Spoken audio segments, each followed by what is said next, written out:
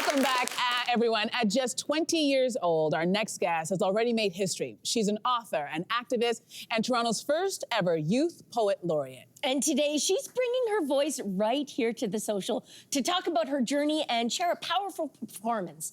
Please welcome Shahaddah Jack to The Social. Good to have you. So Shahaddah, you started doing poetry professionally at the age of 13, and you're now just 20 years old, and you're Toronto's first ever Youth Poet Laureate. Talk about what the role of a Poet Laureate is. Yes, so when we think about Poet Laureate, I mean, for me, someone who stands out is Amanda Gorman, but in a Canadian context, we have amazing Poet Laureates like Lillian Allen, Randella J, who have truly set a tone for what it looks like in our city. And I'm at a unique intersection of being a Youth Poet Laureate. So it's bringing youth voice specifically to municipality, looking at how does art speak to the heart, going beyond the statistic, and truly bringing youth to the table, to the conversation, and knowing that the power of literature and the power of art can enact so much policy change and can also just say, hey, youth are listening. We're here. Our ears are here. Our voices are here. Our hearts are here. And we hope to be a part of building this future that we ultimately will live in. I was going to say well said, but obviously. I know, she's a Poet Laureate. That's incredible. She knows what to use it with. All right. So you mentioned Amanda Gorman, and she was recently sat down with NBC to talk about the active campaign to remove her poetry book, The Hill We Climb, from schools across America. And she said it's not just an attack on her, but on democracy itself. And as someone who writes about identity and justice, do you ever think about your own work and, you know, how it's received and how it might be challenged? Yeah, I mean, artists are no stranger to controversy. I think art is about conversation. Art is about truly challenging where society is at in that current moment. And for me, I say I'm an artivist. I'm an artist, but also an activist. And that my work, whether I believe it's political or not, will be inherently political in the messaging, because our identities alone as people, as a Black people, is resilience. And so really, truly honoring that in the work. And I'm so lucky to have my art now exist in my old high school's library and have middle school students deconstructing my work. Thank you. So I think it's important that we challenge and have those conversations, but encourage youth to continue to engage in those works outside of the classroom as well. Absolutely. Let's get back to that, because I'm presuming this is the book that you're talking about, your book. She's also a published author, and your book, Underrated Royalty, is a powerful collection of poems and images that celebrate Black excellence.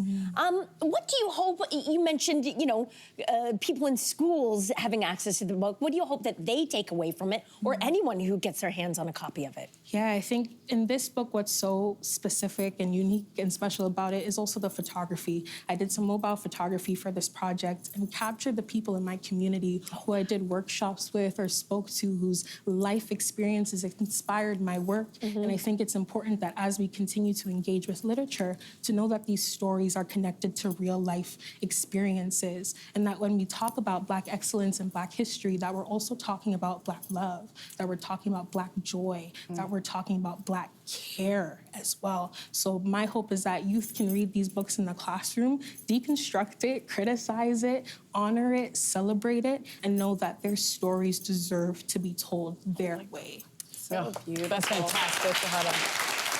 But we can't have you here without asking you to perform. So you've brought a poem called Herstory.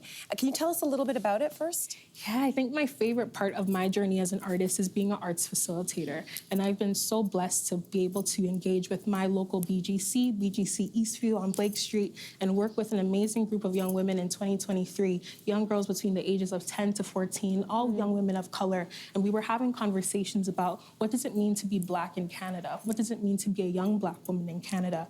And through those conversations with them, it birthed this poem of Herstory, and that my journey is beyond myself. And the hope is that young girls can watch their screens, see these conversations, and know that not only are they a part of this powerful history, but that they can also cultivate their own herstory as well.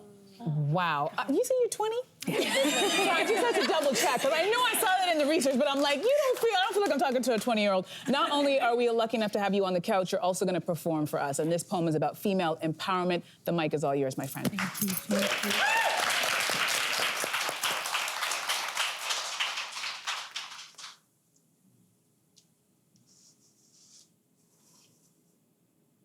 know your story?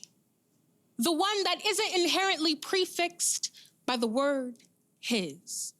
The one that doesn't force womanhood into a monolithic experience. Do you know your story? The one that is still yet to be written. The one that is the understated epilogue of your ancestors' greatest wishes. Do you know your story? The one that will someday be the blueprint of your unforgettable legacy. The one that doesn't hide your moments of vulnerability. The one that doesn't shame your fears into disastrous silence. Know that your story is more than institutional expectation and societal perception. Your worth is more than profitable trauma, stolen features, and extorted identity.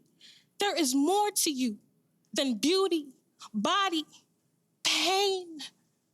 There is a sacred power in your gifted name, a hidden memory in the mother tongue that speaks it. There are buried queens that could have only dreamed of your existence. There are little girls who find purpose in your footprints. Young woman, I hope you know, you are the joy that dances in your laughter. You are the strength in your curls. You are the hope that is birthed in despair. You are more than a hashtag. You are the soul that sparks the movement. You are the vessel of endless possibilities that shine every time you open your eyes. You are the champion of herstory when history is challenged.